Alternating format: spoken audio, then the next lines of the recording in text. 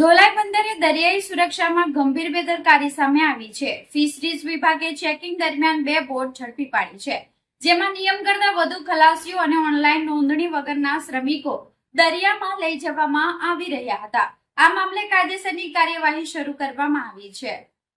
પ્રથમ ઘટનામાં ધોલાઈ marine police સ્ટેશનના પીઆઈ એમઆર ચાવડાની ટીમ પેટ્રોલિંગ કરી રહી હતી।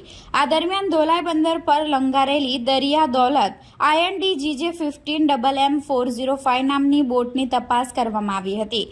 બોટના સંચાલક દીપકભાઈ ઉક્કડભાઈ ટંડેલ રહે ડુંગરી, વલસાડ પાસેથી ઓનલાઈન ટોકન મંગાવવામાં આવતા જાણવા મળ્યું કે ટોકન નંબર NVDL 2802260291 માં માત્ર 9 ખલાસીઓની નોંધણી હતી, જ્યારે બોટમાં કુલ 9 ખલાસીઓ સવાર હતા। આમ 2 ખલાસીઓની નોંધણી વગર તેમને દરિયામાં લઈ જઈ સુરક્ષા નિયમોનો ભંગ કરવામાં આવ્યો હતો।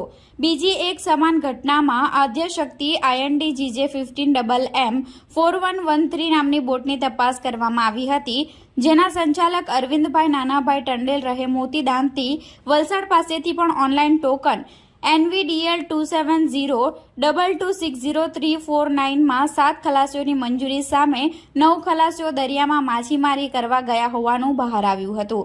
ઉલ્લેખનીય છે કે આ બંને બોટ 27 અને 28 ફેબ્રુઆરીના રોજ દરિયામાં ગઈ હતી અને 15 માર્ચના રોજ પરત ફરી હતી।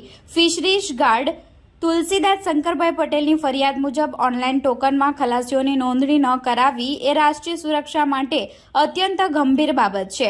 દરિયાઈ માર્ગે થતી કોઈપણ ગેરકાયદેસર પ્રવૃત્તિને રોકવા માટે દરેક ખલાસીની સંપૂર્ણ વિગત સરકાર પાસે હોવી અનિવાર્ય છે। આ મામલે બંને બોટના સંચાલકો સામે ગુજરાત મત્સ્ય ઉદ્યોગ અધિનિયમની કલમ 7(4) અને 21(1) હેઠળ ગુનો નોંધવામાં આવ્યો છે।